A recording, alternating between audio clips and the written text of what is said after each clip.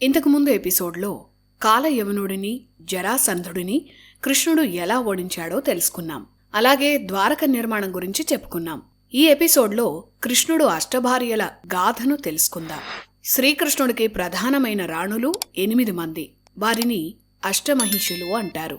వారి పేర్లు రుక్మిణి, సత్యభామ, జాంబవతి, మిత్రవింద, భద్ర, నాగ్నజిత్తి, కాళింది, లక్షణ.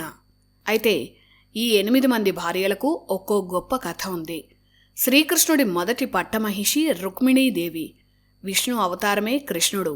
లక్ష్మీదేవి అంశతో జన్మించి శ్రీకృష్ణుణ్ణి వరించిన యువరాణి రుక్మిణి. ప్రపంచంలో అతి గొప్ప ప్రేమ కథల్లో ఒకటి శ్రీకృష్ణ రుక్మిణీల కథ. మొట్టమొదటి ప్రేమలేఖ కూడా రుక్మిణి విరచితమే. రుక్మిణీ కృష్ణుల ప్రేమ కథ చరిత్రలోనే అద్భుతమైన ప్రణయ గాథ. విదర్భరాజు భీష్మకుడు. ఆయనకు 5 కుమారులు. వారు రుక్మి, రుక్మిరథ, రుక్మబాహు, రుక్మకేశ, రుక్మనేత్ర. వారికి ఒకే ఒక్క చెల్లెలు రుక్మిణి. రుక్మి, శిశుపాలుడు, జరాసంధుడు వీరు 3 స్నేహితులు. వీరి 3కి శత్రువు కృష్ణుడు. ఓసారి నారదుడి ద్వారా కృష్ణుడు గురించి విన్న రుక్మిణి ఆయన చూడకుండానే ప్రేమించింది. ఒక చిన్న కృష్ణుడి విగ్రహాన్నే తన భర్తగా ఆరాధించింది. ఇటు తమ రాజ్యాలను బలపరుచుకోవడానికి రుక్మి తన చెల్లెలైన రుక్మిణ్ణి శిశుపాలుడికిచ్చి పెళ్లి చేద్దామని నిర్ణయించాడు. అది తెలిసి రుక్మిణి భయపడింది. రుక్మిణికి చిన్ననాటి స్నేహితుడు, తన మేలు కోరేవాడైన పండితుడు అగ్నిద్యోత తన ప్రేమను వివరిస్తూ రుక్మిణి శ్రీకృష్ణుడికి ఒక అందమైన లేఖ రాసింది. తనను ఎత్తుకేళ్లైనా సరే వివాహం చేసుకోవాలని ఆ లేఖలో కృష్ణుణ్ణి కోరింది. రుక్మిణి తాను రాసిన ఆ లేఖను అగ్నిద్యోతకిచ్చి ద్వారకకు పంపింది. చరిత్రలో ఇదే అత్యంత పురాతనమైన సుందరమైన ప్రేమలేఖ. అగ్నిద్యోత ద్వారకకు వెళ్లి రుక్మిణి చెప్పిన వివరాలన్నీ కృష్ణుడికి చెప్పాడు. తనను ఇష్టపడే స్త్రీ ఎత్తుకెళ్లి మరీ పెళ్లి చేసుకో అని అడిగితే కృష్ణుడు ఊరుకుంటాడా? పెళ్లికి ముందు మంగళగౌరి పూజ కోసం ఆలయానికి పెళ్లి కూతురు వెళ్లే సమయంలో తాను వస్తానని, రుక్మిణ్ణి తీసుకువెళతానని అగ్నిద్యోతకు కృష్ణుడు వర్తమానం పంపాడు. రుక్మిణి కోసం కృష్ణుడు విదర్భ రాజధాని కుండినపురానికి బయలుదేరాడు. తమ్ముడికి రక్షణగా బలరాముడు తన సైన్యంతో వెనుక వెళ్లాడు. ఈ విషయం ముందే తెలిసిన జరాసంధుడు, శిశుపాలుడు రుక్మిణి అన్న రుక్మికి చెప్పారు. అందరూ సైన్యాలతో ఊరి బయట ఎదురుచూస్తున్నారు. పెళ్లినాటి ఉదయం రుక్మిణి అమ్మవారి ఆలయానికి వచ్చింది. అంతలోనే తుపాను వేగంతో రథం మీద కృష్ణుడు వచ్చాడు. ఆలయం నుంచి బయటకు రాగానే రుక్మిణిని రథం ఎక్కించుకొని ద్వారక వైపు వేగంగా వెళ్లాడు. అతని వెంటే వచ్చిన బలరాముడు, జరాసంధుడు, శిశుపాలుడు సైన్యాలను ఓడించాడు. రుక్మి కూడా కృష్ణుడు ముందు ఘోరంగా ఓడిపోయాడు. ఆనాడే రుక్మిణి అన్న రుక్మి సంహారం జరిగేది. కాని రుక్మిణి బతిమాలితే కృష్ణుడు ఆమె అన్నను వదిలేశాడు. అయితే గుండు కొట్టి అవమానించి పంపించాడు. సినిమాలను మించిన యాక్షన్ స్టోరీ కృష్ణ రుక్మిణీల ప్రేమ కథ. అలా రుక్మిణి శ్రీకృష్ణుడి మొదటి పట్టమహిషి అయింది. భాగవత పురాణం ప్రకారం శ్రీకృష్ణుడికి రుక్మిణికి ప్రద్యుమ్న, చారుదేష్ణ, సుదేష్ణ సహా 10 మంది పిల్లలు. వీరిలో ప్రద్యుమ్న తండ్రికి తగ్గ కొడుకు. శ్రీకృష్ణుడు రుక్మి చెల్లెల్ని ఎత్తుకొచ్చాడు. ప్రద్యుమ్నుడు తన మేనమామైన రుక్మి కూతురునెత్తుకొచ్చి పెళ్లి చేసుకున్నాడు.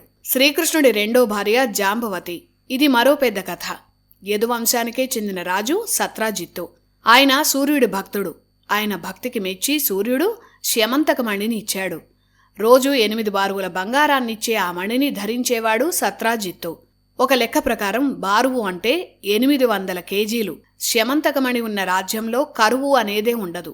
ఓసారి యదువంశరాజులంతా ఓ సమావేశం పెట్టారు. దానికి కృష్ణుడు కూడా వచ్చాడు. యదువంశరాజుల్లో పెద్దవాడైన ఉగ్రసేన మహారాజు వద్ద ఈ శ్యమంతకమణి ఉంటే మన వంశానికి శ్రేయస్సుంటుందని కృష్ణుడు సత్రాజిత్తును కోరాడు. కాని సత్రాజిత్తు ఒప్పుకోలేదు. అక్కడితో కృష్ణుడు ఆ విషయాన్ని కూడా వదిలేశాడు. కొన్నాళ్లకు సత్రాజిత్తు తమ్ముడు ప్రసేనుడు ఆ మణిని ధరించి వేటకు వెళ్లాడు.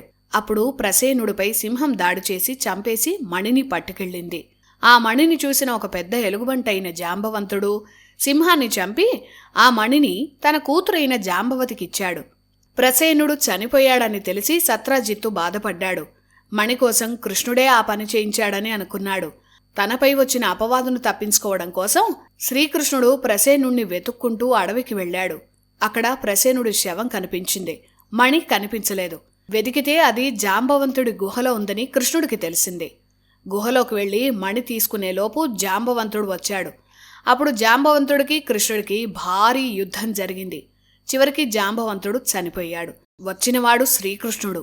అంటే అంతకు ముందరి జన్మలో తన ఆరాధ్య దైవం రాముడే అని గుర్తించి నమస్కరించాడు. రాముడి చేతుల్లోనే మోక్షం పొందాలన్న జాంబవంతుడి కోరిక కృష్ణావతార సమయంలో తీరింది. తన కూతురు జాంబవతిని కృష్ణుడి చేతుల్లో పెట్టి భారీగా స్వీకరించాలని కోరి జాంబవంతుడు పరమపదించాడు. అలా శ్రీకృష్ణుడి రెండో భార్య జాంబవతి. భాగవత పురాణం ప్రకారం కృష్ణుడికి జాంబవతికి సాంబ, సుమిత్ర, పురుజిత్ సహా 10 మంది పిల్లలు. వీరిలో సాంబ వల్లే యదువంశ నాశనమైంది. సాంబడు శివుడి అంశతో పుట్టాడు.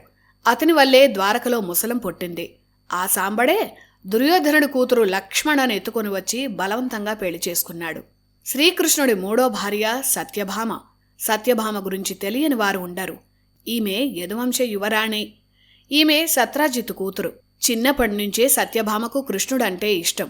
సత్రాజిత్తు తనపై వేసిన అపవాదు తొలగించుకునేందుకే కృష్ణుడు జాంబవంతుణ్ణి ఓడించి మణిని, జాంబవతిని కూడా ద్వారకకు తీసుకువచ్చాడు.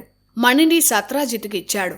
తన తప్పు తెలుసుకున్న సత్రాజిత్తు కృష్ణుణ్ణి క్షమించాలని కోరాడు. తాను చేసిన తప్పుకి పరిహారంగా తన ముద్దుల కూతురు గారాల పట్టి సత్యభామను కృష్ణుడికిచ్చి పెళ్లి చేశాడు.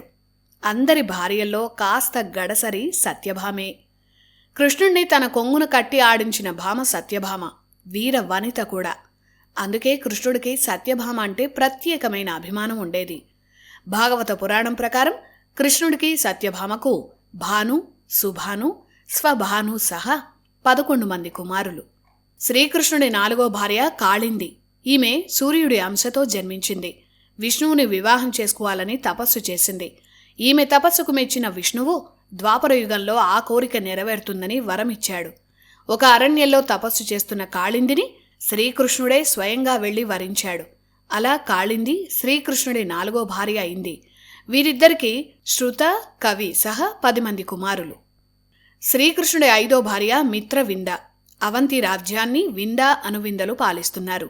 వీరు శ్రీకృష్ణుడి మేనత్తల్లో ఒకరైన రాజాధిదేవి కుమారులు. శ్రీకృష్ణుడి తండ్రి వసుదేవుడికి 5 చెల్లెళ్ళు.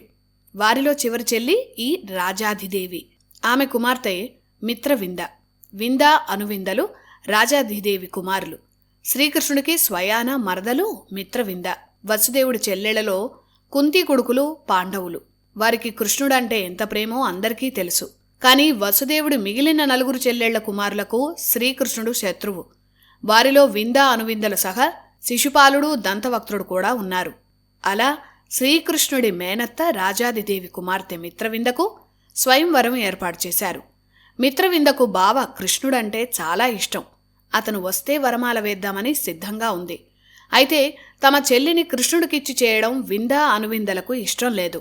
అప్పుడే రుక్మిణి వివాహం తరహాలోనే మిత్రవింద శ్రీకృష్ణుడికి వర్తమానం పంపించింది. తనను తీసుకువెళ్లాలని కోరింది.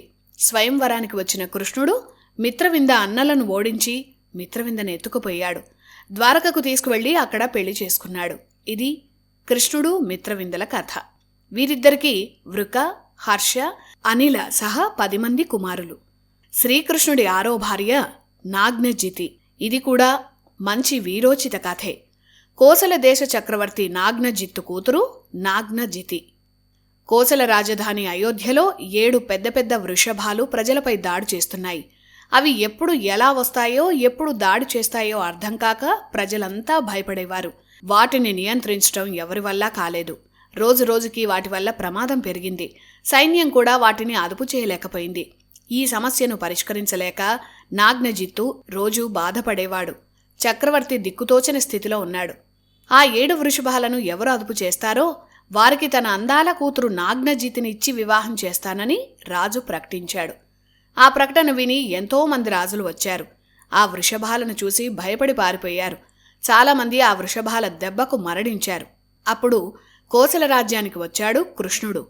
కృష్ణుడి గురించి వినడమే తప్ప ఎప్పుడూ చూడని నాగ్నజితి తొలిచూపులోనే ఆ పరమాత్మను ప్రేమించింది. ఆ వృషభాలను అదుపు చేసి తనను వివాహమాడాలని కోరుకుంది. చక్రవర్తికి మాట ఇచ్చిన కృష్ణుడు తన రూపాన్ని 7 రూపాలుగా మార్చాడు.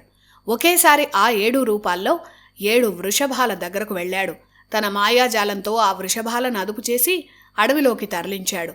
కృష్ణుడి వీరత్వాన్ని మెచ్చుకున్న కోసలరాజు తన కూతురు నాగ్నజితినిచ్చి వైభవంగా పెళ్లి చేశాడు. అలా శ్రీకృష్ణుడి 6వ భార్య నాగ్నజితి అయింది. ఈమెను సత్య అని కూడా పిలుస్తారు. వీరిద్దరికీ వీర, చంద్ర, అశ్వసేన సహా 10 మంది కుమారులు. శ్రీకృష్ణుడి 7వ భార్య భద్ర. కేకయ్య రాజ్యానికి రాజు దృష్టకేతు. దృష్టకేతు భార్య శృతకీర్తి. శ్రీకృష్ణుడి 5గురు మేనత్తల్లో 2వ మేనత్త శృతకీర్తి. ఆ శృతకీర్తి కుమార్తె భద్రాదేవి. అంటే భద్ర కూడా శ్రీకృష్ణుడికి మరదలే. ఈమెను ఇష్టపూర్వకంగానే శ్రీకృష్ణుడికిచ్చి దృష్టకేతు, శృతకీర్తులు పెళ్లి చేశారు. అష్టభార్యల్లో అత్యంత సహనశీలిగా ఈ భద్రాదేవి పేరు తెచ్చుకుంది. శ్రీకృష్ణుడు భద్రాదేవిని అమితంగా అభిమానించేవాడు. వీరిద్దరికి కూడా 10 మంది కుమారులు. ఇక శ్రీకృష్ణుడి 8వ భార్య లక్షణ. ఇది కూడా గొప్ప వీరోచిత కథ, విచిత్రమైన కథ కూడా. మద్రదేశానికి రాజు బృహత్సేన. మద్రరాజ్యంలో సౌందర్యవతులుంటారని ఆనాడు గొప్ప పేరుండేది. మద్రరాజ్య చక్రవర్తి బృహత్సేన కుమార్తె లక్షణ. ఒకసారి నారదుడు వీరి రాజ్యానికి వచ్చాడు. ఆయన ద్వారా కృష్ణుడి అందచందాలు, గుణాలను లక్షణ తెలుసుకుంది. వివాహం అంటూ చేసుకుంటే కృష్ణుడినే చేసుకోవాలని లక్షణ శ్రీకృష్ణుడిని ప్రేమించింది. అయితే అత్యంత సౌందర్యవతైన తన కుమార్తెను వివాహం చేసుకోవడం కూడా అంతే కష్టంగా ఉండాలని లక్షణ తండ్రి భావించాడు. అందుకే ద్రౌపదీ స్వయంవరాన్ని గుర్తు చేస్తూ అచ్చం అలాగే ఒక మత్స్య యంత్రాన్ని బృహత్సేన ఏర్పాటు చేయించాడు. మత్స్య యంత్రాన్ని ఛేదించిన వీరుడికే తన కుమార్తెనిచ్చి పెళ్లి చేస్తానని బృహత్సేన ప్రకటించాడు. ఎంతోమంది రాజులు మత్స్య యంత్రాన్ని ఛేదించాలని వచ్చారు, కానీ విఫలమయ్యేవారు. ఇదే స్వయంవరానికి శ్రీకృష్ణుడు వచ్చాడు. అర్జునుడు కూడా వచ్చాడు. కానీ కృష్ణుడు కూడా ఈ స్వయంవరానికి వచ్చినట్లు అర్జునుడికి తెలీదు. ఒకరినొకరు చూసి మొహమాటంగా పలకరించుకున్నారు. నిజానికి అర్జునుడు తన ధనుర్విద్యను ప్రదర్శించే గొప్ప వేదిక కాబట్టి వచ్చాడు. కానీ కృష్ణుడు లక్షణకు తానంటే ఇష్టమని తెలిసి వచ్చాడు. లక్షణ కృష్ణుణ్ణి ప్రేమిస్తోంది అన్న విషయం అర్జునుడికి తెలిసింది. అందుకే మత్స్య యంత్రంలో గెలవకుండా తన బావ కోసం కావాలని ఓడిపోయాడు అర్జునుడు. అదే స్వయంవరానికి భీముడు, కర్ణుడు కూడా వచ్చారు. వారు కూడా ద్రౌపదీ స్వయంవరం కన్నా క్లిష్టమైన ఆ మత్స్య యంత్రాన్ని ఛేదించలేకపోయారు. కొందరు రాజులు ఆ విల్లును కూడా ఎత్తలేకపోయారు. శ్రీరాముడు శివధనుస్సుని విరిచి సీతమ్మను చేపట్టినట్లు శ్రీకృష్ణుడు కూడా అతి బరువైన ఆ విల్లును చాలా సులువుగా ఎత్తి మత్స్య యంత్రాన్ని ఛేదించి లక్షణను వివాహం చేసుకున్నాడు. అవమానం చెందిన అక్కడి రాజులంతా కృష్ణుడిపై దాడి చేస్తే వారందరినీ కృష్ణార్జునులు ఓడించారు. అలా తన ప్రాణ స్నేహితుడైన కృష్ణుడి కోసం అర్జునుడు తన గురిని తానే తప్పించాడు. ఇది శ్రీకృష్ణుడు లక్షణ కథ. శ్రీకృష్ణుడు తన 8వ భార్య అయిన లక్షణకు ప్రఘోష, గాత్రవన్, సింహ సహా 10 మంది పిల్లలు. ఇది శ్రీకృష్ణుడి అష్టమహిషుల గాథలు. శ్రీకృష్ణ చరిత్ర ముఖ్యమైన ఘట్టాల్లో ఒకటైన నరకాసుర వధ గురించి తెలుసుకుందాం. శ్రీకృష్ణుడికి 8 వివాహాలు జరిగిన తర్వాత జరిగిన ఘట్టం నరకాసుర వధ. కృష్ణుడికి 8 మంది ప్రధానమైన భార్యలతో పాటు 16,000 మంది భార్యలున్నారని అందరికీ తెలుసు. ఆ 16,000 మంది భార్యల కథ తెలియాలంటే నరకాసుర వధ గాథను పూర్తిగా తెలుసుకోవాలి. శ్రీకృష్ణుని 16,000 మంది భార్యల గురించి, కృష్ణ పరమాత్మ గురించి సగం సగం తెలిసిన అజ్ఞానులు చాలా కథలు అల్లి ప్రచారం చేశారు. వాటన్నిటికీ సమాధానమే ఈ స్టోరీ. శ్రీకృష్ణుడు భూమి మీద అవతరించింది దుష్ట సంహారం కోసం. రామావతారంలో రావణాసురుడు ప్రధానమైన రాక్షసుడు, లోకకంటకుడు. మిగిలిన చిన్న పెద్ద రాక్షసులంతా దాదాపుగా ఆ రావణాసురుడి బంధువులే. కనుక రాముడు చేయాల్సిన దుష్ట సంహారంలో ఒక క్లారిటీ ఉంది. పైగా రాముడు ఒక వయస్సుకు వచ్చాక దుష్ట సంహారం మొదలుపెట్టాడు. కానీ ద్వాపరంలో అడుగడుగునా రాక్షసులే జన్మించారు. కృష్ణావతారం సమయానికి కంసుడు సహా ఎంతోమంది రాక్షసులు ఈ భూమి మీద అరాచకాలు సృష్టిస్తున్నారు. కృష్ణుడు పుట్టిన నాటి నుంచే దుష్ట సంహారం చేయాల్సి వచ్చింది. రోజుల వయసు నుంచే తన మాయకు ఒక్కో రాక్షసుణ్ణి సంహరించుకుంటూ వచ్చాడు. లేదంతా వీరంతా కురుక్షేత్ర యుద్ధం నాటికి కౌరవుల పక్షాన చేరేవారు. అంతమంది రాక్షసుల ముందు పాండవులు ఓడితే కలియుగంలో ఆ రాక్షసులే ఉండేవారేమో. కనుక కురుక్షేత్ర యుద్ధం జరుగుతుందని ఆ పరమాత్మకు ముందే తెలుసు కాబట్టి కౌరవుల బలం పెరగకుండా ఒక్కో రాక్షస రాజుని కృష్ణుడు సంహరించుకుంటూ వచ్చాడు. అలా కంసుడు అతని రాక్షస సైన్యాన్ని పూర్తిగా సంహరించాక మరో రాక్షసరాజు భూమిపై అరాచకాలు మొదలుపెట్టాడు. అతనే నరకాసురుడు. అతను ప్రాగ్జ్యోతిషపురానికి రాజు. ఇప్పటి అసోం ప్రాంతమే ప్రాగ్జ్యోతిషపురం. చుట్టూ కొండలు, అసలు ఆ కోటలోకి వెళ్లలేని దారులు, ఇవన్నీ ఉండడం వల్ల ఆ రాజ్యాన్ని జయించడం ఎవరి తరమూ కాదు. దేవలోకాన్ని నరకాసురుడు జయించాడు. దేవతల తల్లి అయిన అదితీదేవి కర్ణకుండలాలను నరకాసురుడు దోచుకున్నాడు. దేవతల మీద విజయానికి చిహ్నంగా వాటిని తన దగ్గర దాచుకున్నాడు. అలాగే వరుణదేవుడికి అలంకారమైన ఛత్రాన్ని, దేవతల మణిపర్వతాన్ని అపహరించి తన ప్రాగ్జ్యోతిషపురానికి తెచ్చుకున్నాడు. అంటే దేవతల అత్యంత శక్తివంతమైన వస్తువులన్నీ నరకాసురుడి దగ్గర ఉన్నాయి. అవి ఉన్నంత వరకు ఆ రాక్షసుణ్ణి ఎవరూ గెలవలేరు. ఇక వేరే దారి లేక ఇంద్రుడు శ్రీకృష్ణుణ్ణి ఆశ్రయించాడు. నరకాసురుడి అరాచకాలను వివరించి రక్షించాలని ప్రాధేయపడ్డాడు. నరకాసురుడు ఉంటే భవిష్యత్తులో అత్యంత ప్రమాదకారి అవుతాడని కృష్ణుడికి తెలుసు. పైగా ప్రాగ్జ్యోతిషపురానికి సులువుగా వెళ్లే మార్గం వాయుమార్గం. అందుకే గరుడ వాహనాన్ని కృష్ణుడు పిలిచాడు. ఆ వాహనంపై నరకాసురుడిపై యుద్ధానికి వెళ్లేందుకు కృష్ణుడు సిద్ధమయ్యాడు. అప్పుడు శ్రీకృష్ణుడి ఇష్ట సఖి సత్యభామ వచ్చింది. కృష్ణుడు యుద్ధం చేస్తుంటే కళ్ళారా చూడాలని ఆమెకు ఎప్పటినుంచో కోరిక ఉంది. అదే విషయాన్ని కృష్ణుడికి చెప్పింది సత్యభామ. రాక్షస సేనలతో యుద్ధం చాలా భయంకరంగా ఉంటుందని, అక్కడికి రావడం ప్రమాదమని సత్యభామతో చెప్పాడు కృష్ణుడు. నీతో ఉండగా నన్ను ఏ రాక్షసుడు ఏమీ చేయలేడని సత్యభామ చెప్పింది. భగవంతుడే పక్కన ఉంటే ఈ విశ్వం కూడా మన పక్కన ఉన్నట్లే. అదే అసలైన విశ్వాసం. ఆ మాటకు శ్రీకృష్ణుడు కూడా ఏమీ అనలేకపోయాడు. సత్యభామతో కలిసి కృష్ణుడు యుద్ధానికి బయలుదేరాడు. నరకాసుర పాలించే ప్రాగ్జ్యోతిషపురం ఎంత దుర్భేద్యంగా ఉంటుందో భాగవతం వివరించింది. ఆ నగరం చుట్టూ కంచుకోటల పర్వతాలు సహజ రక్షణగా ఉంటాయి. నగరానికి కాపలాగా చుట్టూ ఎప్పుడూ ఆయుధాలతో దాడి చేసే విధంగా సైనికులు, ఆయుధ దుర్గాలు ఉంటాయి. అడుగు పెడితే రాక్షస మాయతో శత్రువులను చంపేస్తారు. అవి దాటుకుని వస్తే పెనుగాలులు వీచేలా వాయుదుర్గాన్ని తన మాయతో నిర్మించాడు నరకాసుర. ఆ విషవాయువుల దెబ్బకి శత్రువులు చెల్లాచెదురైపోతారు.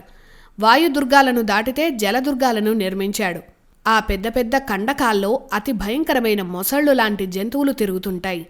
కందకాన్ని కూడా దాటుకొని ప్రాగ్జ్యోతిషపురం కోటలకు వస్తే ఎక్కడ్నుంచో వస్తుందో కూడా తెలియని విధంగా అగ్నులు వెదజల్లే ఆయుధ వ్యవస్థను నరకాసురుడు నిర్మించాడు. ఆ అగ్నిని దాటుకొని శత్రువులు రావడం దాదాపు అసాధ్యం. ప్రాగ్జ్యోతిషపురంలోని దుర్గాలన్నింటికీ మురాసుర అనే భయంకరమైన 5 తలల రాక్షసుడు కాపలా కాస్తుంటాడు. ఇంతటి గొప్ప సెక్యూరిటీ ఉన్న ప్రాగ్జ్యోతిషపురంలో నరకాసురుణ్ణి వధించేందుకు గరుత్మంతుడి మీద శ్రీకృష్ణ, సత్యభామలు వెళ్లారు. ప్రాగ్జ్యోతిషపురం గురించి శ్రీకృష్ణుడికి అంతా తెలుసు. అందుకే తన శక్తివంతమైన శంఖు, చక్ర, గద, బాణాలతో శ్రీకృష్ణుడు యుద్ధానికి వచ్చాడు. ముందు తన మాయా గదతో గరుత్మంతుడు ఎగురుతుండగానే ఆకాశం నుంచే ప్రాగ్జ్యోతిషపురం చుట్టూ ఉన్న పర్వతాలను కృష్ణుడు పిండి చేశాడు. అక్కడి సైనికులందరూ ఆ రాళ్ల మధ్య మరణించారు. ఆ తర్వాత తన విష్ణు బాణాలతో కోట చుట్టూ ఉన్న ఆయుధగారాలన్నింటినీ కృష్ణుడు ధ్వంసం చేశాడు. పంచభూతాలను కూడా నియంత్రించగల సుదర్శన చక్రంతో వాయు, జల, అగ్ని దుర్గాలను కూడా కృష్ణుడు సర్వనాశనం చేశాడు. ఇప్పుడు ప్రాగ్జ్యోతిషపురాన్ని రక్షించే రక్షణ దుర్గాలన్నీ నాశనమయ్యాయి. కృష్ణుడు అత్యంత శబ్దశక్తిని ఉత్పత్తి చేసే పాంచజన్యాన్ని పూరించాడు. ఆ శబ్దానికి చాలామంది శత్రు సైనికులు మరణించారు. పాంచజన్యం నుంచి వచ్చే శబ్దం ప్రళయకాలంలో వచ్చే మేఘ నిర్ఘోషం అనే కఠోర ధ్వని. ఆ ధ్వనిని సామాన్యులు భరించలేరు. పాంచజన్యం శబ్దం విన్నాక కృష్ణుడు వచ్చాడన్న సంగతి ప్రాగ్జ్యోతిషపురాన్ని రక్షించే నరకాసుర బంటు మురాసురకు తెలిసింది. రావణాసురకు 10 తలలైతే ఈ మురాసురుడు 5 తలల రాక్షసుడని భాగవతం వర్ణించింది. దేవతలకు, విష్ణువుకు భయపడి ఈ మురాసురుడు పాతాళ జలాల్లో నిద్రిస్తూ ఉంటాడు. కృష్ణుడు యుద్ధానికి వచ్చాడని తెలిసిన మురాసురుడు తన పాతాళ మందిరాన్ని వదిలి బయటకు వచ్చాడు. అత్యంత శక్తివంతమైన మురాసురుడు తన 5 నోళ్లతో అగ్నిని కురిపిస్తూ కృష్ణుడు ముందుకు వచ్చాడు. శక్తివంతమైన తన అగ్ని శూలాన్ని గరుత్మంతుడిపై ప్రయోగించాడు. అయితే ఆ శూలాన్ని కృష్ణుడు మధ్యలోనే విరిచేసి గరుడుణ్ణి కాపాడాడు. మురాసురకు కృష్ణుడికి భీకర యుద్ధం జరిగింది. కృష్ణుడు తన సుదర్శన చక్రంతో మురాసుర 5 తలలను ఖండించాడు. మురాసురుడు కుప్పగూలి చనిపోయాడు. మురాసురకు 7 కుమారులు. వారు తామ్ర, అంతరిక్ష, శ్రవణ, విభావసు, వసు, నభస్వంత, అరుణ. తండ్రి మరణించాడని తెలిసి 7 కుమారులు కృష్ణుడిపై దాడి చేశారు. వారందరినీ కూడా కృష్ణుడు సంహరించాడు. తన శక్తివంతమైన సైన్యాన్ని ఒక్క కృష్ణుడే సంహరించడం నరకాసురకు ఆశ్చర్యం కలిగించింది. తన సైన్యంతో కృష్ణుడిపై యుద్ధానికి వచ్చాడు. యుద్ధాన్ని చూస్తున్న సత్యభామతో అతనే నరకాసురుడని చూపించాడు కృష్ణుడు. సత్యభామకి కృష్ణుడు ఒక ధనుస్సునిచ్చాడు. యుద్ధానికి సిద్ధం కమ్మన్నాడు. నరకాసుర కృష్ణుడి మధ్య యుద్ధం మొదలైంది. సత్యభామ బాణాలు సంధిస్తోంది. సత్యభామ యుద్ధ కౌశల్యాన్ని చూసిన కృష్ణుడే ఆశ్చర్యపోయాడు. అలా శ్రీకృష్ణ సత్యల యుద్ధానికి నరకాసుర సైన్యం సర్వనాశనమైంది. సినిమాల్లో చూపించినట్లు కృష్ణుడు మూర్ఛపోవడం, సత్యభామ యుద్ధం చేయడం భాగవతంలో లేదు. కృష్ణుడే ధనస్సు ఇచ్చి యుద్ధం చేయమన్నాడు. ఇద్దరు కలిసే యుద్ధం చేశారు. నరకాసుర సైన్యంలో చాలామంది మరణించారు. నరకాసురతో కృష్ణుడు నేరుగా యుద్ధం చేస్తున్నాడు. ముందుగా గరుత్మంతుణ్ణి సంహరిస్తే కృష్ణుడు ఓడిపోతాడని నరకాసుర అనుకున్నాడు. దేవేంద్రుడి వజ్రాయుధాన్ని కూడా ఎదిరించగల శక్తి ఆయుధాన్ని గరుత్మంతుడిపై నరకాసురుడు ప్రయోగించాడు. కాని విష్ణుభక్తుడైన గరుత్మంతుడి మెడలో ఆ శక్తి అస్త్రం పూలదండగా మారి అలంకారమైంది. ఆ తర్వాత తన సుదర్శన చక్రంతో నరకాసురుడి శిరస్సుని కృష్ణుడు ఖండించాడు. అక్కడితో నరకాసుర వధ ముగిసింది. భూదేవి అంశతో నరకాసురుడు జన్మించాడు. ఎంతటి తల్లైనా రాక్షసుడైన కుమారుణ్ణి క్షమించదు. నరకాసుర సంహారం అవగానే భూదేవి కృష్ణుడి దగ్గరకు వచ్చింది. తన కుమారుడైన నరకాసురుడు అపహరించిన అదితీదేవి కర్ణకుండలాలను కృష్ణుడికి అప్పగించింది. అలాగే నరకాసురుడిపై విజయానికి గుర్తుగా మహిమాన్వితమైన వైజయంతిమాలను భూదేవి కృష్ణుడికిచ్చింది. వరుణుడి ఛత్రాన్ని తిరిగి అతనికి అప్పగించాలని కృష్ణుణ్ణి కోరింది. ఈ వైజయంతిమాల కృష్ణుడి మెడలో ఎప్పుడూ ఉండే విజయమాల. విజయం అనే పేరు మీద వైజయంతి అనే పేరు వచ్చింది. విష్ణువు కంఠంలో అలంకారంగా ఉండే వనమాలే వైజయంతిమాల. అందుకే విష్ణు సహస్రనామాల్లో విష్ణు పరమాత్మ అలంకారాలుగా వనమాలి గధి శాంఘి శంఖి చక్రీచ నందకి అని ఉంటుంది. ఇందులో వనమాలి అంటే వైజయంతిమాల. విజయానికి గుర్తు ఈ వైజయంతిమాల. వైజయంతిమాల కంఠాన ఉన్నంత వరకు శ్రీకృష్ణుడికి అపజయం అనేది ఉండదు. నరకాసురుణ్ణి వధించిన తర్వాత కృష్ణుడు అతని కోటలోకి వెళ్ళాడు. నరకాసురుడు ఎంతోమంది రాజులను సంహరించి వారి ఇంటి ఆడపడుచులను ఎందరినో అపహరించి తన కోటలో బంధించాడు. వారు మొత్తం 16,000 మంది. వారికి రోజు నరకాసురుడు నరకం చూపించేవాడు. అంతటి ఉన్మాది నరకాసురుడు. ఆ 16,000 మంది రాజకన్యలు ఈ నరకం నుంచి విముక్తి కల్పించిన కృష్ణుడిని చూడగానే ఆనందం తట్టుకోలేక ఏడ్చారు. వారంతా తమ వాళ్లను కోల్పోయి అనాథలుగా మిగిలారు. ఇప్పుడు ఆ 16,000 మందికి దిక్కులేదు. అందుకే ఆ 16,000 మంది రాజకన్యలు శ్రీకృష్ణుణ్ణి చేరి నీవే మాకు దిక్కు అని వేడుకున్నారు. నీ భార్యలుగా మమ్మల్ని స్వీకరించి మా జీవితాలను సార్థకం చేయాలని కన్నీరు పెట్టుకొని కోరారు. అంతమంది స్త్రీల కష్టాలను చూసిన శ్రీకృష్ణుడు చెలించిపోయాడు. స్త్రీలను దేవతలతో సమానంగా చూడాలని వేదం చెప్తోంది. అలాంటి స్త్రీలు నరకాసురుడి నరక కూపల్లో చావు బతుకుల మధ్య ఉన్నారు. అందుకే ఆ స్త్రీలను ఆ నరకం నుంచి విడిపించిన శ్రీకృష్ణుడు అందరికీ తన భార్యలుగా హోదా ఇచ్చాడు. అంటే ఇంకెవరూ వారి జోలికి వచ్చే సాహసం కూడా చేయరు. ఇంతమంది స్త్రీలను కృష్ణుడు రక్షిస్తే 16,000 మందితో కృష్ణుడు రాసలీలలు చేశాడని కొందరు కృష్ణుణ్ణి తక్కువ చేసి రాశారు. వారెవ్వరికీ ఈ అసలు కథ తెలియదేమో. అలా నరకాసురుడి చెర నుంచి విడిపించిన 16,000 మంది రాజకన్యలను ద్వారకకు సురక్షితంగా కృష్ణుడు చేర్చాడు. తన భర్తపై అమితమైన ప్రేమ ఉన్న సత్యభామ సమక్షంలో 16,000 మంది రాజకన్యలను కృష్ణుడు చేపట్టాడు. ఆమె కూడా ఆ స్త్రీల కష్టాలను చూసి చెలించి కృష్ణుడి నిర్ణయానికి మద్దతుగా నిలిచింది. ఇది జరిగిన తర్వాత కృష్ణుడు సత్యభామ సమేతంగా దేవేంద్రుడి దేవలోకానికి వెళ్లారు. నరకాసురుడు అపహరించిన మణికుండలాలను అదితిదేవికి కృష్ణుడు తిరిగి అప్పగించాడు. అక్కడికి నరకాసుర వధ ఘట్టం ముగిసింది. భాగవతంలో శ్రీకృష్ణుడి చరిత్రలో ముఖ్యమైన ఘట్టాలు అనిరుద్ధుని కథ, బాణాసురుడి గాథ. వీటి గురించి ఈ ఎపిసోడ్లో వివరంగా తెలుసుకుందాం. ఈ ఘట్టాలన్నీ అయ్యే వరకు మహాభారతంలో ముఖ్యమైన ఘట్టాలైన రాజసూయ యాగం, కృష్ణుడి పాత్ర, పాండవులతో కృష్ణుడి వ్యూహాలు ఇవేవీ అప్పటికి జరగలేదు. ఇప్పుడు శ్రీకృష్ణుడి చరిత్రలో ప్రద్యుమ్నుడెవరో తెలుసుకుందాం. శ్రీకృష్ణుడు రుక్మిణీదేవిల కుమారుడే ప్రద్యుమ్న.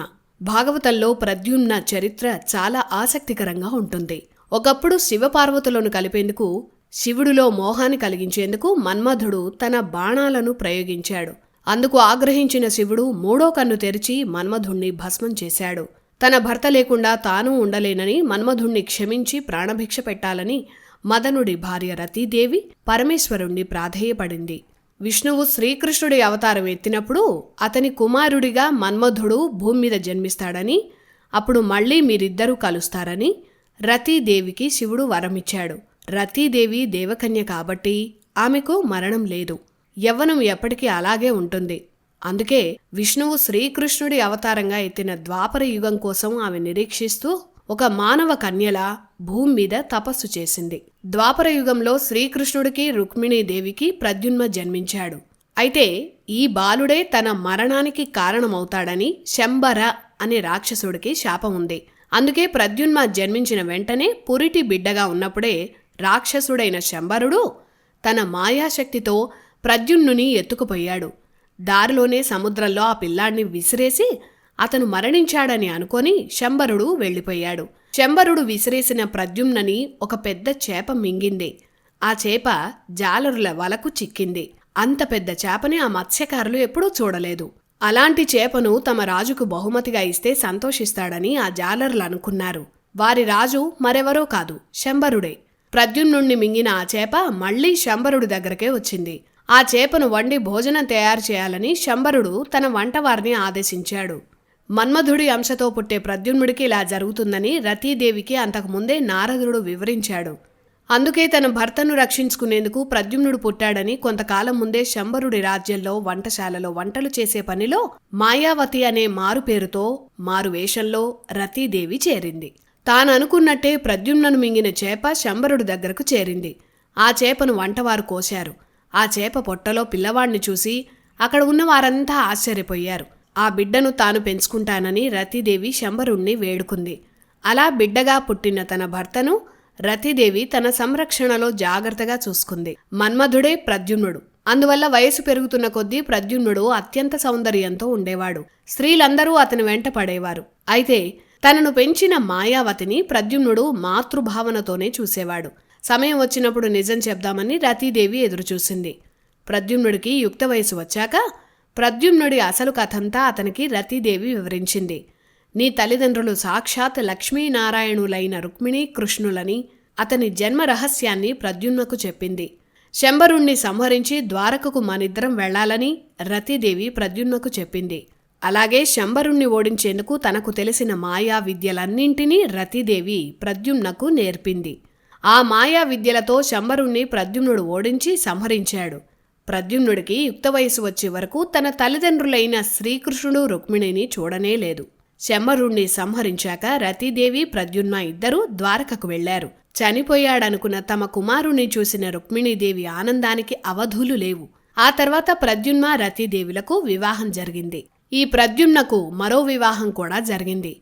ప్రద్యుమ్న మరో భార్య పేరు రుక్మవతి. ఈమెవరో కాదు, ప్రద్యుమ్న సొంత మేనమామ రుక్మిణి అన్న అయిన రుక్మి కుమార్తె. అంటే రుక్మవతి ప్రద్యుమ్నకు మరదలు. తన చెల్లెలైన రుక్మిణిని ఎత్తుకెళ్లి పెళ్లి చేసుకున్నాడని రుక్మికి కృష్ణుడిపై కోపం ఉండేది. కాని రుక్మి కృష్ణుణ్ణి ఎప్పటికీ గెలవలేకపోయాడు. కొన్నేళ్లకు ఆ గొడవలు సమసిపోయాయి. రుక్మి తన కుమార్తె అయిన రుక్మవతికి స్వయంవరం ఏర్పాటు చేశాడు. ఆ స్వయంవరానికి వచ్చిన ప్రద్యుమ్నుడు అక్కడి రాజులందర్నీ ఓడించి తన మరదలు రుక్మవతిని వివాహం చేసుకున్నాడు. చెల్లెలు రుక్మిణి మీద అభిమానంతో రుక్మి కూడా తన కూతురు వివాహాన్ని మేనల్లుడు ప్రద్యుమ్నతో ఇష్టపూర్వకంగానే జరిపించాడు. రుక్మికి మరో కుమార్తె ఉంది. ఆమె పేరు చారుమతి. ఆమెను శ్రీకృష్ణుడికి సన్నిహితుడైన కృతవర్మ కుమారుడు వివాహం చేసుకున్నాడు. ప్రద్యుమ్న కుమారుడే అనిరుద్ధ, అంటే శ్రీకృష్ణుడి మనవడు. ఇతను రుక్మి మనవరాలైన రుక్మలోచనను వివాహం చేసుకున్నాడు. అనిరుద్ధుడి కథలో అతి ముఖ్యమైన ఘట్టం బాణాసురుడి చరిత్ర. ఉషాపరిణయంగా ఈ ఘట్టం చాలా ప్రఖ్యాతి చెందింది. వామనావతారంలో వామనుడు బలిచక్రవర్తిని పాతాళానికి తొక్కుతాడు. ఆ బలిచక్రవర్తికి 100 మంది కుమారులు. వారిలో పెద్దవాడు బాణాసుర. అతనికి అవసరమైనప్పుడు 1000 చేతులు పుడతాయి. అంటే అంతటి శక్తివంతుడని అర్థం. పరమశివుడికి మహాభక్తుడు. ఓసారి బాణాసురుడు గొప్ప తపస్సు చేసి శివుడి కైలాసాన్ని దర్శించాడు. సాక్షాత్ శివుణ్ణే తన రాజ్యమైన శోణితపురానికి కాపలాగా ఉండాలని కోరాడు. భక్తుడి కోరికను కాదనలేని శివుడు సరే అని బాణుని కోటకు కాపలాగా సతీ సమేతంగా వచ్చాడు. అప్పటికే శివుడి అనుగ్రహంతో శక్తివంతుడైన బాణాసురకు అహంకారం హద్దు దాటింది. రోజూ తన కోటకు కాపలా కాస్తున్న శివుడి దగ్గరకు వెళ్ళి తనంతటి వీరుడు మరొకడు లేడని బాణుడు గొప్పలు చెప్పడం మొదలుపెట్టాడు. తనను ఓడించాలంటే శివుడైన నువ్వే దిగి రావాలని, నాతో సమానమైన వీరుడివి నువ్వేనని ఆ శివుడి ముందే కుప్పిగంతులు వేశాడు. అహంకారంతో కళ్ళు మూసుకున్న బాణాసురకు బుద్ధి చెప్పాలని శివుడు అనుకున్నాడు. నీ రథం ఉన్న శక్తివంతమైన విజయధ్వజం ఏ రోజైతే కూలిపోతుందో ఆ రోజు నీ ఓటమి తథ్యమని, ఒక వీరుడు నిన్ను చిత్తుగా ఓడిస్తాడని బాణాసురకు పరమేశ్వరుడు చెప్పాడు. తన యుద్ధ కౌశలం చూపించేందుకు తన ధ్వజాన్ని కూల్చే వీరుడు ఎప్పుడొస్తాడా అని ఎదురుచూస్తున్నాడు బాణాసురుడు. బాణాసురకు ఒక అందమైన కుమార్తె ఉంది. ఆమె పేరు ఉష. ఆమెకు ఒకరోజు రాత్రి కల వచ్చింది. ఆ కలలో ఒక అందమైన రాకుమారుడు కనిపించాడు. కలలో కనిపించిన ఆ రాకుమారుడు ఉషకు నచ్చాడు. అతనే కావాలని, అతన్నే వివాహం చేసుకోవాలని ఆమె అనుకుంది. కానీ కలలో కనిపించిన ఆ రాజకుమారుడు నిజంగా ఉన్నాడో లేదో అని కంగారు పడింది. బాణాసురుడి మంత్రి కుంభాండ, అతని కుమార్తె చిత్రరేఖ. ఉష, చిత్రరేఖ ఇద్దరూ మంచి స్నేహితులు. తనకు వచ్చిన కల గురించి ఉష చిత్రరేఖకు చెప్పింది. అప్పుడు చిత్రరేఖ భూమిపై ఉన్న గొప్ప గొప్ప రాజ్యాల రాజకుమారుల చిత్రాలన్నింటినీ చూపించి అందులో తన కలల రాకుమారుడు ఉన్నాడో లేడో ఉషను చూడమంది. చివరకు ప్రద్యుమ్నుడి కుమారుడు అనిరుద్ధుడు చిత్రపటాన్ని చూసి అతనే తన కల్లోకి వచ్చిన రాకుమారుడని ఉష చిత్రలేఖకు చెప్పింది. చిత్రలేఖకు రాక్షస మాయలన్నీ తెలుసు. ఆ మాయతో ఆకాశ మార్గాన ద్వారకకు చేరుకుంది. అనిరుద్ధుడు నిద్రపోతున్న సమయంలో అతని మంచంతో సహా తీసుకొని బాణాసురుడి రాజ్యం శోణితపురానికి రహస్యంగా తీసుకువచ్చింది. ఉష అంతఃపురానికి అనిరుద్ధుణ్ణి చిత్రరేఖ చేర్చింది. ఆ మర్నాడు తాను ఉన్న చోటును చూసి అనిరుద్ధుడు ఆశ్చర్యపోయాడు. అప్పుడు భయంగా ఉష జరిగిందంతా చెప్పింది. ఆమెను చూసి అనిరుద్ధుడు ప్రేమించాడు. అలా చాలా కాలం ఉష అంతఃపురంలోనే రహస్యంగా అనిరుద్ధుడు గడిపాడు. కొన్నాళ్లకు అనిరుద్ధుడి విషయం బాణాసురుడికి తెలిసిపోయింది. అతన్ని సంహరించేందుకు ఆగ్రహంతో ఉష అంతఃపురానికి బాణుడు వెళ్ళాడు. ముందుగా పంపిన దానవ సైన్యాన్ని అనిరుద్ధుడు తన యుద్ధ కౌశలంతో సంహరించాడు. చివరకు బాణాసురుడు నాగాస్త్రంతో అనిరుద్ధుణ్ణి బంధించాడు. కానీ ఏ గాలి వీచకుండానే బాణుడి రథం మీద ఉన్న విజయ ధ్వజం కూలిపోయింది. పరమేశ్వరుడు చెప్పినట్టు ధ్వజం కూలింది కనుక తనతో సమానమైన వీరుడు వస్తున్నాడని బాణుడు యుద్ధానికి సిద్ధమయ్యాడు. ఇటు అనిరుద్ధుడు కనిపించక ద్వారకలో ప్రద్యుమ్నుడు కలవరపడుతున్నాడు. అనిరుద్ధుణ్ణి బాణాసురుడు బంధించాడని నారదుడి ద్వారా శ్రీకృష్ణుడికి తెలిసింది. వెంటనే సైన్యంతో బాణుడి మీదకు యుద్ధానికి బయలుదేరాడు. బాణాసురకు కృష్ణుడి సైన్యానికి భయంకర యుద్ధం జరిగింది. ఇక్కడే ఒక విచిత్రం కూడా జరిగింది. తన కోటకు కాపలాగా ఉంటానని బాణాసురకు శివుడు మాటిచ్చాడు. ఇచ్చిన మాట ప్రకారం బాణాసుర రాజ్యాన్ని కాపాడేందుకు శ్రీకృష్ణుడితో శివుడు యుద్ధం చేశాడు. అంటే శివకేశవుల అరుదైన యుద్ధఘట్టం బాణాసురుడి వల్ల జరిగింది. అయితే ఇదంతా బాణాసురుడి అహంకారాన్ని అణిచేందుకు శివుడు చేసిన లీలలే కనుక చాలాసేపు యుద్ధం చేసినా కూడా శ్రీకృష్ణుడు ముందు నిలవలేకపోయినట్లు, కృష్ణుడు వేసిన సమ్మోహనాస్త్రానికి పడిపోయినట్లు పరమేశ్వరుడు నటించాడు. బాణుడు తన 1000 చేతులతో యుద్ధం చేసినా పరమాత్మ అయిన శ్రీకృష్ణుడు ముందు నిలవలేక ఓడిపోయాడు. చివరకు తన సుదర్శన చక్రంతో బాణుడి 1000 చేతులను నరికేశాడు. అలా బాణుడు తన 2 చేతులతో సాధారణ వ్యక్తిగా కృష్ణుడు ముందు నిల్చున్నాడు. శివుడికి పరమభక్తుడు కాబట్టి బాణుణ్ణి కృష్ణుడు ప్రాణాలతో వదిలేశాడు. ఆ తర్వాత తన అహంకారాన్ని వదిలేసిన బాణుడు తనను క్షమించాలని శివుడు విష్ణు రూపమైన కృష్ణుణ్ణి కోరాడు. తనే దగ్గరుండి ఉషా అనిరుద్ధుల వివాహం చేశాడు. ఇలా శ్రీకృష్ణుడు తన మనవడైన అనిరుద్ధుణ్ణి రక్షించి బాణాసురుడి అహంకారాన్ని సంహరించాడు. కృష్ణుడి చరిత్రలో విచిత్రమైన ఒక గాథను తెలుసుకుందామా? తానే శ్రీకృష్ణుణ్ణని, అసలు కృష్ణుడే దొంగ కృష్ణుడు అని ప్రచారం చేసుకున్న నకిలీ కృష్ణుడు పౌండ్రక వాసుదేవుడి విచిత్రమైన కథను, అలాగే యదువంశాన్ని నాశనం చేసిన శ్రీకృష్ణుడు కుమారుడు సాంబుడి గాథను ఈ ఎపిసోడ్లో తెలుసుకుందాం. కరుష దేశపు రాజు పౌండ్రక వాసుదేవుడు. అతని పేరు పౌండ్రకుడు. ఆయన తనను తాను విష్ణువు అవతారంగా చెప్పుకుంటూ ఉండేవాడు. ఈ రోజుల్లో కూడా తామే దేవుళ్ళ అవతారమని చాలామంది బాబాలు చెప్తూ జనాలను మోసం చేస్తున్నారు కదా, అలాంటి వాడే ద్వాపర యుగంలో ఉన్న పౌండ్రక వాసుదేవుడు. తాను విష్ణు అవతారమని, తననే అందరూ పూజించాలని తన రాజ్యంలో ప్రజలను శాసించాడు. ద్వారకలో తనలాగే వేషం వేసుకుని ఒక దొంగ ఉన్నాడని శ్రీకృష్ణుణ్ణి ఈ పౌండ్రక వాసుదేవుడు దూషిస్తూ ఉండేవాడు. అచ్చం కృష్ణుళ్లాగే తలపై పింఛం, చేతిలో వేణువుతో రోజూ అలంకారం చేసుకుని సభకు పౌండ్రకుడు వచ్చేవాడు. శ్రీకృష్ణుడి వేషంలో పౌండ్రకుణ్ణి చూసి జనం నవ్వుకునేవారు. అతన్ని పౌండ్రక వాసుదేవ అని పిలిచేవారు. అచ్చం శ్రీకృష్ణుళ్లా కనిపించేందుకు వాసుదేవుడి వివరాలన్నీ పౌండ్రకుడు తెలుసుకున్నాడు. శ్రీకృష్ణుడి పాంచజన్యం, చక్రం, కిరీటం తయారు చేయించుకొని ధరించేవాడు. శ్రీకృష్ణుడు కస్తూరి తిలకం ఎలా పెట్టుకుంటాడో అచ్చం అలాగే ఈ పౌండ్రకుడు కూడా పెట్టుకునేవాడు. అకస్మాత్తుగా చూస్తే అచ్చం శ్రీకృష్ణుడిలాగే ఈ పౌండ్రకుడు కనిపించేవాడు. అసలు శ్రీకృష్ణుణ్ణి తానేనని, తననే పూజించాలని రోజూ సభలో శాసనాలు జారీ చేసేవాడు. అలా రోజూ అలంకరణ చేసుకుని వచ్చినా ఎవరూ తనను పూజించేవారు కాదు. ద్వారకాధీశుడి లీలలు తెలిసిన ప్రజలు పౌండ్రకుణ్ణి ఒక పిచ్చివాడిలా చూసేవారు. కొన్నాళ్లకు తనే విష్ణువు అంశ అనే భ్రమలో పౌండ్రకుడు మునిగిపోయాడు. ఆ మాయలో పడి ఒకరోజు పౌండ్రకుడు శ్రీకృష్ణుడి దగ్గరకు ఒక దూతను పంపాడు.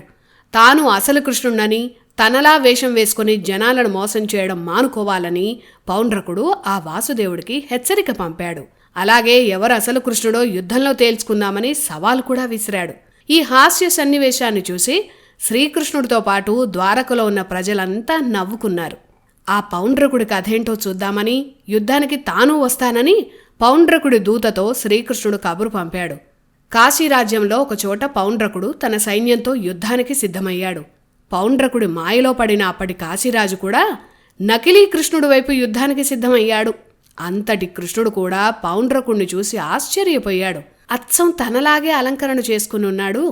పొరపాటును చూస్తే పౌండ్రకుడే కృష్ణుడు అనుకునే విధంగానే అతను ఉన్నాడు. పౌండ్రకుడే కాదు, అతని రథం, సారథి, కృష్ణుడి రథానికి ఉండే 5 గుర్రాలు ఒకటి కాదు, మక్కి పౌండ్రకుడు కృష్ణుణ్ణి కాపీ కొట్టాడు. ఆ నకిలీ కృష్ణుడిని చూసి కృష్ణుడితో పాటు అతని సైన్యం కూడా పగలబడి నవ్వుకున్నారు. అది చూసిన పౌండ్రకుడు కృష్ణుణ్ణి చాలా రకాలుగా దూషించాడు. అప్పుడు కృష్ణుడు, ఈ సుదర్శన చక్రాన్ని భరించగలిగితే నువ్వే కృష్ణుడివని పౌండ్రకుణ్ణి అన్నాడు. అలా సుదర్శన చక్రం పౌండ్రకుడి దగ్గరకు వెళ్ళింది. ఒక్క క్షణం కూడా ఆ సుదర్శన చక్రాన్ని పౌండ్రకుడు మోయలేక కుప్పగూలిపోయాడు. విచిత్రంగా అంతలా కృష్ణుని దూషించిన పౌండ్రకుడి ఆత్మ సాక్షాత్ కృష్ణ పరమాత్మలో కలిసిపోయింది. పౌండ్రకుడికి అంత అదృష్టం ఎలా పట్టిందని కృష్ణుడి సారథి అడిగాడు. ప్రార్థనో దూషణో ఏదో రకంగా రోజు పౌండ్రకుడు కృష్ణనామస్మరణతోనే బతికాడు. అందువల్ల అతనికి పునర్జన్మ లేకుండా విష్ణువులో ఐక్యమయ్యాడని కృష్ణుడు చెప్పాడు. తనను మించిన వారు లేరు, దైవం కన్నా నేనే గొప్ప, ఇలాంటివన్నీ అహంకారానికి సూచికలు. ఈ అహంకారమే వారిని పతనం చేస్తుందని చెప్పేందుకు పౌండ్రకుడి కథ పెద్ద ఉదాహరణ. ఈ ఘట్టాలన్నీ పూర్తయ్యే నాటికి అక్కడ పాండురాజు మాద్రి మరణం, హస్తినలో పాండవులు అడుగుపెట్టడం, పాండవులపై కౌరవుల కుట్రలు ఇవన్నీ జరిగాయి. లక్క ఇంట్లో పాండవులను కౌరవులు దహనం చేద్దామని కుట్ర చేస్తే అక్కడి నుంచి పాండవులు, కుంతి తప్పించుకొని అజ్ఞాతంలోకి వెళ్ళిపోయారు. బ్రాహ్మణ వేషాల్లో ఒక ఊర్లో తలదాచుకున్నారు. ఆ సమయంలో బకాసురుణ్ణి భీముడు సంహరించాడు. ఆ తర్వాతే ద్రౌపది స్వయంవరం జరిగింది. అక్కడ ద్రుపదుడు ఏర్పాటు చేసిన అభేద్యమైన మత్స్య యంత్రాన్ని ఎవరూ ఛేదించలేకపోయారు. అప్పుడు బ్రాహ్మణ వేషంలో ఉన్న అర్జునుడు మత్స్య యంత్రాన్ని కొట్టాడు. ఆ సమయంలోనే ద్రౌపది స్వయంవరానికి అతిథిగా వచ్చిన బలరామకృష్ణులు పాండవులను కలిసి తమ అభయం ఇచ్చారు. వీటి తర్వాత మళ్లీ పాండవులు హస్తినకు వెళ్లారు. దుర్యోధనుడి పుత్రమోహంలో ఉన్న ధృతరాష్ట్రుడు చేయాల్సిన పాపాలన్నీ చేశాడు. పాండవులకు రాజ్యంలో భాగం ఇవ్వాలి కనుక ఎందుకూ పనికిరాని ఖాండవ ప్రస్థాన్ని ధృతరాష్ట్రుడిచ్చాడు. కానీ పాండవులకు తోడుగా నిలిచిన కృష్ణుడు ఎందుకూ పనికిరాని ఖాండవ ప్రస్థాన్నే దేవతలు కూడా అసూయపడేలా విశ్వకర్మతో ఇంద్రప్రస్థంగా నిర్మింపజేశాడు. అలా ఒక పక్క కృష్ణుడి చరిత్ర జరుగుతున్న సమయంలోనే ఇవన్నీ జరిగాయి. అప్పటికే దుర్యోధనుడికి లక్ష్మణ కుమార అనే కుమారుడు, లక్ష్మణ అనే కుమార్తె ఉన్నారు. శ్రీకృష్ణుడికి జాంబవంతికి జన్మించిన కుమారుడు సాంబుడు. ఈ సాంబుడు గురించి చెప్పుకునే ముందు అతని కథను చెప్పాలి. కురుక్షేత్ర యుద్ధం జరుగుతుందని, ఈ భూమి మీద ఉన్న అసుర అంశాలన్నీ కౌరవుల వైపు నిలుస్తాయని కృష్ణుడికి తెలుసు. వారందర్నీ పాండవులు సంహరించి ధర్మ సంస్థాపన చేయాలంటే వారికి కృష్ణుడి సహాయం కావాలి. అలాగే తన యదువంశంలో కూడా అప్పటికే కలియుగ లక్షణాలు మొదలయ్యాయి. యదువంశాన్ని ఇంకెవరూ నాశనం చేయలేరు, వారిలో వారే చంపుకుని నశిస్తారని యదువంశానికి శాపముంది. అలా యదువంశంలో కూడా విపరీత స్వభావం ఉన్న వారి వంశాలు కలియుగంలోకి వెళ్లకూడదంటే వారు నాశనం కావాలి. అంటే వారిలో వారే గొడవలు పడి యదువంశం నాశనం కావాలి. అలా కావాలంటే ముసలం పుట్టాలి. అందుకనే యదువంశాన్నే నాశనం చేసే మరో యదువంశీకుడు కావాలి. అందుకే కృష్ణుడు రుద్రాంశతోనే ఒక కుమారుడు కావాలని పరమశివుడికి తపస్సు చేశాడు. పరమశివుడు తనలో ఉన్న రజోగుణంతో ఒక కుమారుడు జన్మిస్తాడని, అతను వంశనాశనానికి కారకుడవుతాడని, నీ మాట కూడా విననంత మూర్ఖుడిగా పెరుగుతాడని శివుడు కృష్ణుడికి చెప్పాడు. అలా ఒక దుర్ముహూర్తాన యదువంశాన్ని నాశనం చేసే వంశ నాశకుడు జాంబవతి గర్భాన జన్మించాడు. అతనే సాంబుడు. చిన్నప్పటి నుంచి తండ్రి అయిన కృష్ణుని కూడా లెక్క చేయకుండా మూర్ఖంగా పెరిగాడు. కాని మహావీరుడు. ద్వారకలో అతను వస్తున్నాడంటేనే భయపడేవారు. అలాంటి దుడుకు స్వభావం ఉన్నవాడు. నరకాసురుడి నుంచి కృష్ణుడు రక్షించిన 16,000 మంది భార్యల్లో చాలామందితో సాంబుడు అసభ్యంగా ప్రవర్తించాడు. అందుకు ఆగ్రహించిన కృష్ణుడు, ఏ అందంతో అయితే ఎగురుతున్నావో ఆ అందం పోయి కురూపిలా మారే కుష్టు వ్యాధి వస్తుందని సాంబుణ్ణి శపించాడు. మళ్లీ తండ్రి కాళ్ల మీదే పడి సాంబుడు బతిమాలుకున్నాడు. అప్పుడు సూర్యుడి ఆరాధన చేస్తే వ్యాధి తగ్గుతుందని శాప విమోచన మార్గాన్ని కృష్ణుడు చెప్పాడు. అలా చాలా కాలం పాటు సూర్యుడి తపస్సులో సాంబుడు ఉన్నాడు. సూర్యుడి తపస్సు చేసి కుష్టు వ్యాధిని తగ్గించుకున్న సాంబుడు మళ్లీ ద్వారకకు వచ్చాడు. ఇంత జరిగాక కూడా మారాడా అంటే లేదు. సాంబుడు తిరిగి ద్వారకకు వచ్చే సమయానికి అతనికో విషయం తెలిసింది. దుర్యోధనుడు తన కుమార్తె లక్ష్మణకు స్వయంవరం ఏర్పాటు చేశాడు. ఎప్పటినుంచో లక్ష్మణ అంటే సాంబుడికి ఇష్టం. తనను వివాహం చేసుకుందామని అనుకున్నాడు. కాని లక్ష్మణకు సాంబుడంటే ఇష్టం ఉన్నట్లు భాగవతంలో లేదు. సాంబుడు స్వయంవరం జరుగుతున్న హస్తినాపురానికి వచ్చాడు. స్వయంవరంలో నానా రభసా చేసి లక్ష్మణను బలవంతంగా ఎత్తుకొని తన రథం మీద వేగంగా వెళ్ళిపోయాడు. దుర్యోధనుడికి బలరాముడు గురువు. అతని తమ్ముడు కృష్ణుడు కుమారుడు సాంబుడు. ఇలాంటి పని సాంబుడు చేస్తాడని దుర్యోధనుడు అస్సలు ఊహించలేదు. అయినా లక్ష్మణను సాంబుడికిచ్చి చేయడం దుర్యోధనుడికి ఇష్టం లేదు కనుక సైన్యంతో వెళ్లి సాంబుడి రథాన్ని అడ్డగించాడు. అతన్ని బంధించి హస్తినాపురంలో పడేశారు. సాంబుడిని బంధించారని యదువీరులకు తెలిసింది. వారంతా హస్తినాపురంపై దాడి చేయాలని అనుకున్నారు. అయితే వారిని బలరాముడు ఆపాడు. కౌరవులు మనకు బంధువులు కనుక యుద్ధాలు వద్దని బలరాముడు అన్నాడు. తానే స్వయంగా హస్తినాపురానికి వెళ్లి దుర్యోధనుణ్ణి కలిశాడు. సాంబుడిని వదిలేయాలని దుర్యోధనుణ్ణి బలరాముడు ఆజ్ఞాపించాడు. కాని గురువు అని కూడా చూడకుండా దుర్యోధనుడు బలరాముణ్ణి నానా మాటలన్నాడు. సింహాసనం అధిష్ఠించే అర్హత లేని యదువంశీకులు తనను ఆజ్ఞాపించడానికి సిగ్గులేదా అంటూ దుర్యోధనుడు కోపంగా వెళ్ళిపోయాడు. ఆ మాటలకు బలరాముడికి ఆగ్రహం కట్టలు తెంచుకుంది. ఒక్కసారిగా తన నాగలి తీశాడు. హస్తినాపురంలో హద్దులో ఆ నాగలిని దింపి మొత్తం నగరాన్ని పెకలించాలని అనుకున్నాడు.